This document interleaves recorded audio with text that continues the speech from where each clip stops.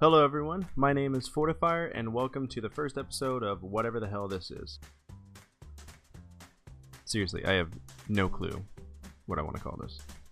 But I'm just here to review some video games, give a little bit of a commentary, because we got a lot of them and I got none but time on my hands, so I figured, why not? So today we're talking about 1942 on the NES. I don't ever remember actually playing this game in person growing up. I remember it being like super obscure and then working my way from there. But at some point during my childhood, my dad downloaded an emulator that had a bunch of games on it. I mean like a bunch of games. Games that I had never even heard of. Games that showed up out of the cracks in the sidewalk. Games that made me scratch my head. Games that were kind of hacked. One of them was like a Mario clone that had dicks in it. That being said, 1942 was one of them.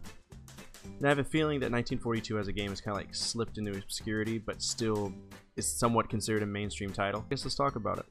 But before we do that, let's go back in time and talk about old 1984 when the game came out. 1984 was a good year, for video games at least. In the arcade sector, you had games like Kung Fu Master and Karate Champ. Gas only costed, I think, like $1.20. Holy shit, that's cheap. What the fuck? So yeah, naturally, Capcom is going to be pushing out a lot of games because the arcade's obviously doing so well. However, the game was ported to the Famicom in 1985.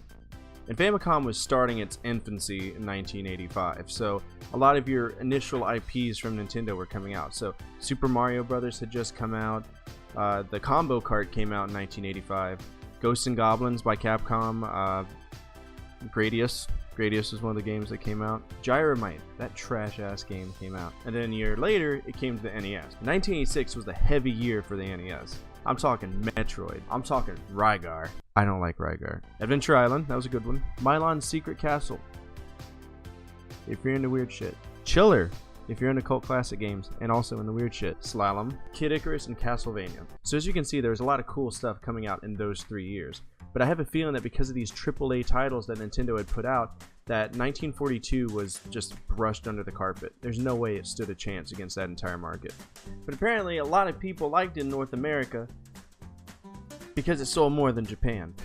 Because 650,000 copies were sold in the United States. Only about 210,000 were sold in Japan. But anyway, let's go ahead and take a look at 1942. Let's learn a little bit. Alright, let's take a look at this cart. Alright, so this is my copy of 1942. I got it for $7 loose without a box or a manual from a local store down in Fort Walton Beach called Rad Junk.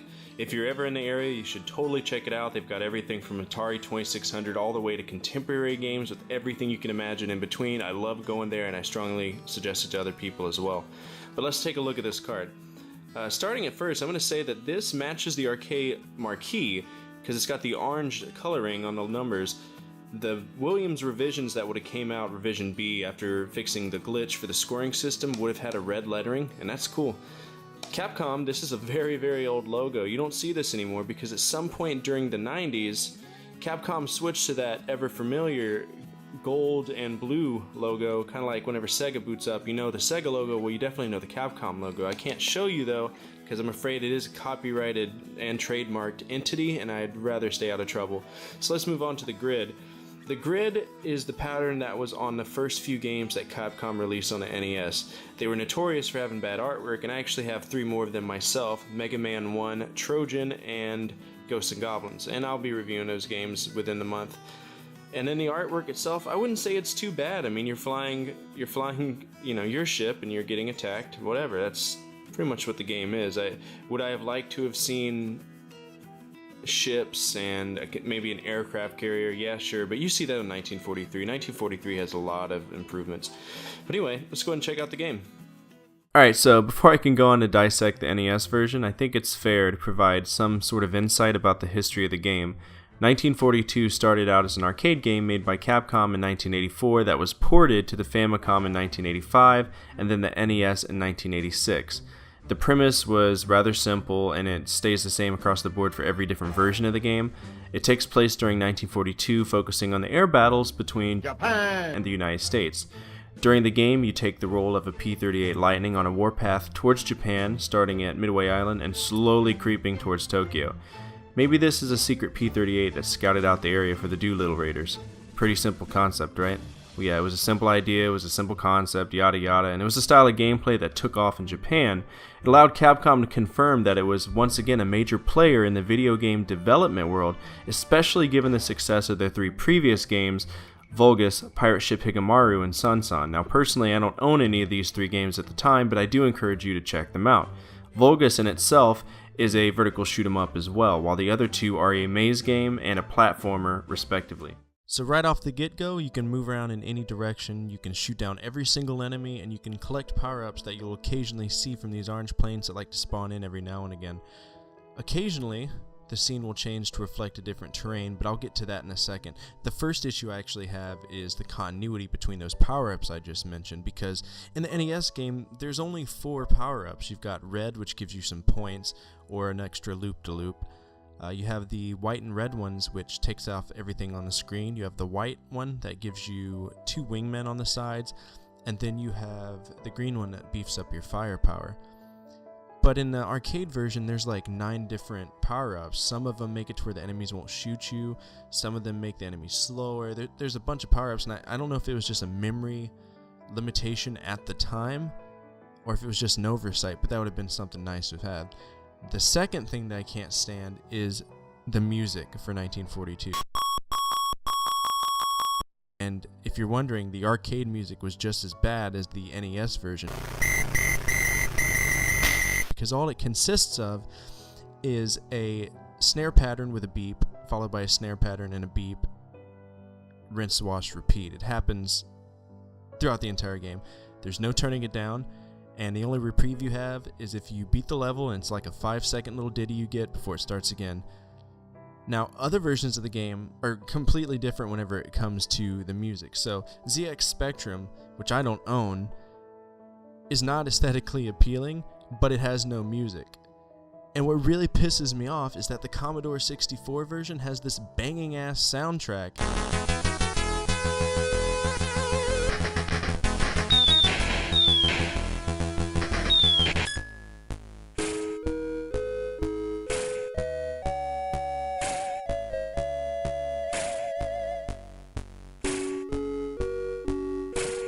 So where did they go wrong? Was it a technical limitation? Was it an oversight? Because you gotta understand, Legend of Zelda had a decent track. So did Castlevania. But if they wanted to stay true to the origins of the arcade game, they could have done a lot better. The art can definitely be annoying on the eyes sometimes, but many of the levels that I've played have been on water. At least they've started or ended there.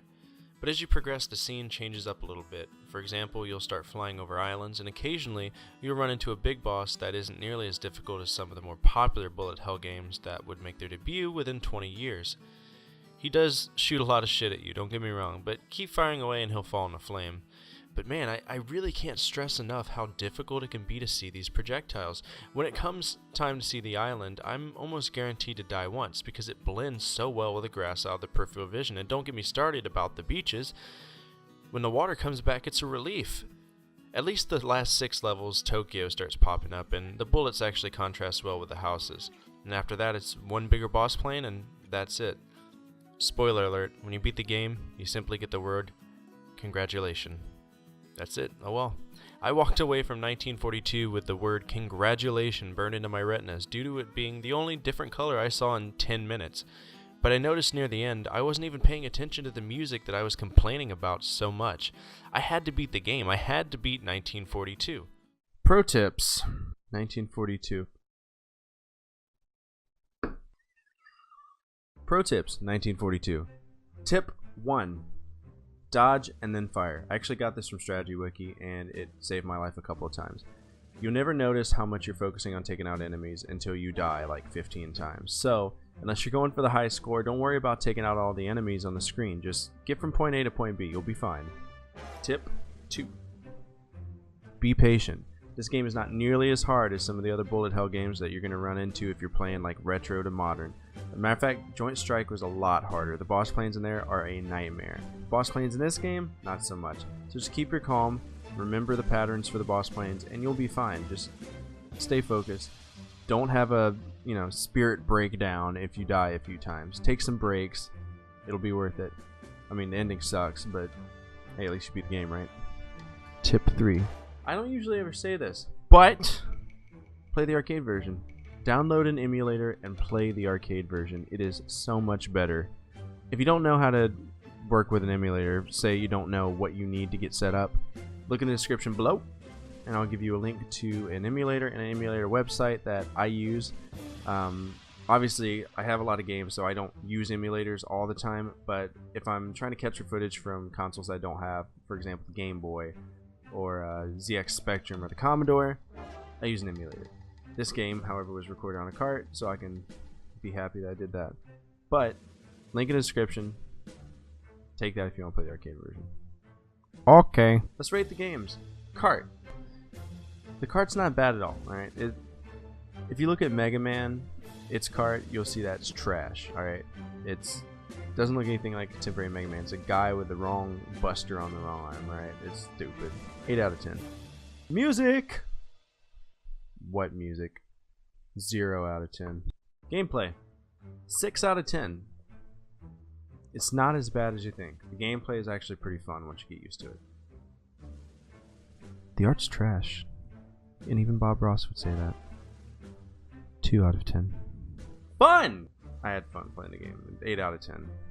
So that leaves us with an overall 5.3 out of 10. It's not a bad game, right? I know like IGN will go out and say, oh, this is like the worst game ever, but I'm not IGN.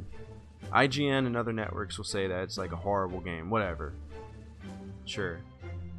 Horrible game. I beat it. Oh, that's it. Thank you so much for taking the time to watch this video. This is my first video, and it's going to be the first of many. If you have time, hit that subscribe button, leave a comment below, tell me what you're playing and what you want me to play, because I need to collect more games. That's what I do. So, until next time, Fortifier out.